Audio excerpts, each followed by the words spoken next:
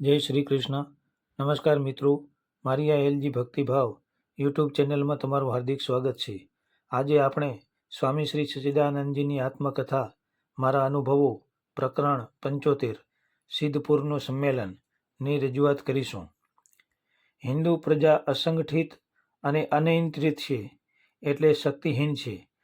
વર્ણ વ્યવસ્થાએ સમગ્ર પ્રજાની એકરૂપતાને કદી સ્વીકારી નથી, એટલે પ્રજા ધાર્મિક ક્ષેત્રમાં પણ કદી એકરૂપ થઈ શકી નથી. પ્રજા ઉપર ધાર્મિક શાસન પણ લગભગ નથી.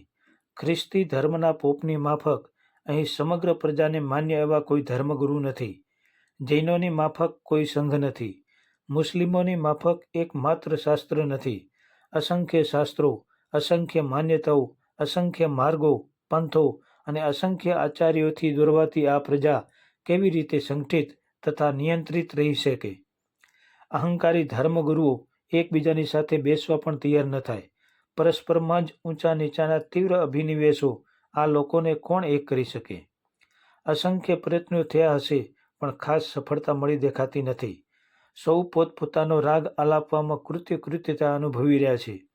200 સાજિંદાઓથી ઓર્કેસ્ટ્રામાં 200 વાજિંત્રો દ્વારા એક જ રાગ ગવાતો હોય ત્યારે આખું વાતાવરણ સંગીત મુગ્ધ બની ગયું હોય, પણ અહીં તો હજારો ધર્મગુરુ એકી સાથે ગળું ફાટી જાય તેવી રીતે હજારો રાગ ગાઈ રહ્યા છે.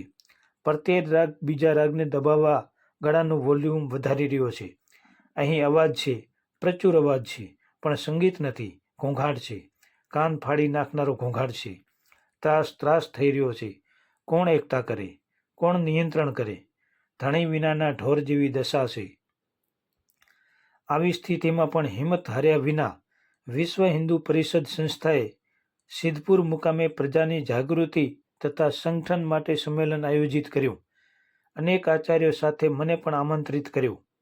હું સ્વયં એક એવી સંસ્થાની શોધમાં હતો જે વર્તમાન સમયમાં બધી હિન્દુ પ્રજાની અપેક્ષાઓ પૂરી કરી શકે. મને થયું કે વિશ્વ હિન્દુ પરિષદ આ કામ કરશે, એટલે તેમાં જોડાયા વિના પણ લગભગ જોડાયા ગયા જેવું કામ કરવા લાગ્યું. સિદ્ધપુર સંમેલનમાં પ્રજાનો ઉત્સાહ ઘણો હતો અને ધર્મગુરુઓ એક જ મંચ ઉપર એક સાથે બેઠા હતા. મોટા ભાગે સૌનું લક્ષ્ય ખ્રિસ્તી વટાડ વૃત્તિ ઉપર હતું, ત્યારે મુસ્લિમ વટાડ વૃત્તિ ખાસ ધ્યાન ખેંચતી ન હતી. મેં જોયું કે લગભગ પ્રત્યેક વક્તા ખ્રિસ્તી મિશનરી પ્રવૃત્તિઓનો વિરોધ કરે છે, સરકારનો પણ વિરોધ કરે છે. થોડાક અંશમાં આવું થયું હોત તો ઠીક હતું, પણ લગભગ બધું જોર તે તરફ જ અપાઈ રહ્યું હતું. મારું વલણ થોડું જુદું હતું. હું એમ માનતો હતો કે ધર્માંતર થવામાં આપણે પોતે જ કારણભૂત છીએ. ધાર્મિક તથા સામાજિક સંકુચિતતા, અસ્પૃશ્યતા, ઉપેક્ષા વગેરે કારણોથી ગરીબ તથા પછાત પ્રજા હું ફાપતા ધર્મો તથા ધર્મ પ્રચારકો તરફ ખેંચાઈ જાય તે સ્વાભાવિક છે. એટલે ખ્રિસ્તી કે મુસ્લિમોને ભાંડવા કરતાં પોતાની ત્રુટિઓને દૂર કરવી એ પ્રથમ કર્તવ્ય છે. એ વર્ષે ભયંકર દુકાળ પડ્યો હતો. સાથે સાથે કુંભ મેળો પણ આવી રહ્યો હતો. કુંભ મેળામાં કરોડોના ખર્ચે 5 પકવાનો જમાડવામાં હતા. મેં મારા પ્રવચનમાં ધર્મગુરુઓને અપીલ કરી કે આ વર્ષે કુંભ મેળો બંધ કરો અને તે નિમિત્તના કરોડો રૂપિયા બનાસકાંઠાથી માંડીને ડાંગ સુધી દુષ્કાળવાળા પ્રદેશોમાં ખર્ચો. 5 કિલો અનાજ માટે ડાયલો ડેવિડ થઈ જાય છે. તેને બચાવવો હોય, હિન્દુને હિન્દુ રાખવો હોય તો આ વૈભવી ઠઠારો પડતો મૂકીને આવો, આપણે સૌ આ પછાત પ્રદેશોમાં અનાજ લઈને દોડી જઈએ. મારી વાતને સભાએ વારંવાર તાળીઓના ગગડાટથી વધાવી લીધી. લોકો ધાર્મિક ઠઠારાઓની જગ્યાએ રચનાત્મક કાર્યને પસંદ કરતા થયા છે. મને ઉત્સાહ મળ્યો, કારણ કે લોકોએ વારંવાર મારી વાતને વધાવી લીધી હતી. બીજા દિવસે સમાચાર પત્રોમાં મારા પ્રવચનને મુખ્ય સમાચારમાં સ્થાન મળ્યું. મોટા હેડિંગથી કુંભ મેળાની જગ્યાએ દુષ્કાળ રાહતના કાર્યમાં મહંતોને લાગી જવા અપીલ થઈ. પ્રજા અને સમાચાર પત્રો આ બાબતે ઉત્સાહિત હોવા છતાં ધર્મગુરુઓમાં ઉત્સાહ ન હતો. મારી અપીલ તેમને ગમી હોય તેવું લાગ્યું નહીં. તેઓ મુખ્યત્વે ખ્રિસ્તી તથા મુસ્લિમ વિરોધી ભાષણો કરીને ધર્મ રક્ષાનું કાર્ય પૂરું થયું છે તેવું માનીને સહર્ષ વિખરાવવા માંગતા હતા. મારા પ્રવચને દિશા બદલી હતી, અર્થાત માત્ર પ્રવચનો નહીં, કંઈક કાર્ય કરવું. બીજું કશું ન થાય તો આપણા દુઃખી ભાઈઓને મદદ કરીને સેવા કરો. માત્ર વિધર્મીઓને ગાળો આપવાથી ધર્મ રક્ષણ થઈ શકવાનું નથી. હિન્દુ પ્રજા દુનિયાની કોઈ પણ પ્રજા કરતાં ઓછું દાન નથી આપતી, પણ તેનું દાન મુખ્યત્વે વર્ણલક્ષી તથા વેશલક્ષી રહ્યું હોવાથી તેનો સદુપયોગ ઘણો ઓછો થઈ શકે છે. યજ્ઞ, સપ્તાહો, બ્રહ્મભોજનો, 56 ભોગો તથા એવા જ બીજા કર્મકાંડોમાં પ્રતિવર્ષ લાખો રૂપિયા ખર્ચાય છે. આ દાન પ્રવાહને માનવતાલક્ષી કરવાનું કામ જોઈએ તેવું થઈ શક્યું નથી. 19મી શતાબ્દીના સુધારકોએ આ દિશામાં ભગીરથ પ્રયત્નો કર્યા હોવાથી હવે પરિવર્તન થતો જોઈ શકાય છે.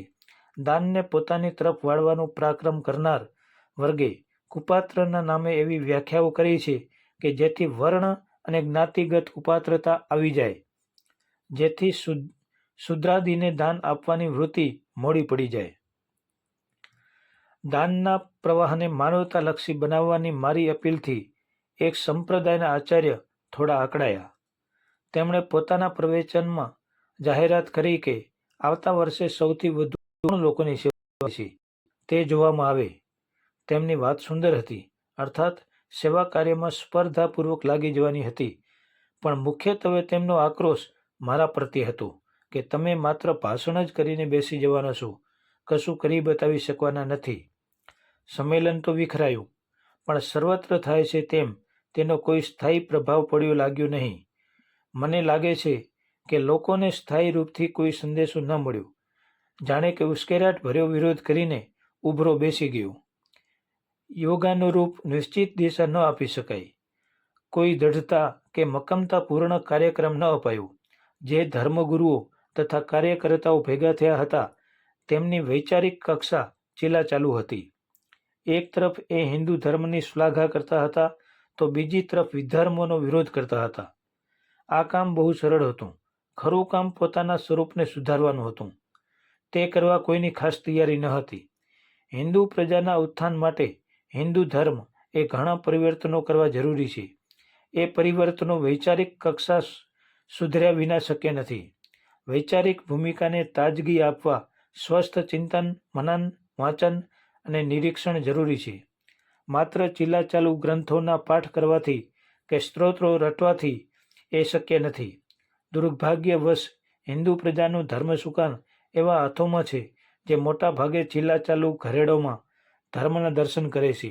આભડછેટ, ઊંચ નીચના ભેદ અને સંપ્રદાય ભેદોમાં તરબોળ આ લોકો પ્રજાને સક્ષમ બનાવનારી પ્રેરણા આપવાની જગ્યાએ કાલ્પનિક ભૂતકાળની સલાઘાઓ સંભળાવીને ભૂતકાળમાં જીવતી કરી દે છે. આ અફીણિયો ધર્મ પ્રચાર પ્રજાને જગાડવાનું કામ નથી કરતો, પણ ઘેન વધારવાનું કાર્ય કરે છે. આથી પ્રજા વિકાસ નહીં, સ્થગિતતા અનુભવે છે. સ્વામી સચ્ચિદાનંદ. પ્રિય શ્રોતાજનો, જો તમને આ વિડીયો પસંદ આવ્યો હોય તો લાઈક, શેર અને કોમેન્ટ જરૂર કરશો.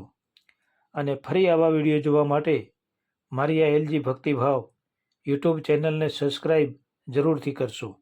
જય શ્રી કૃષ્ણ.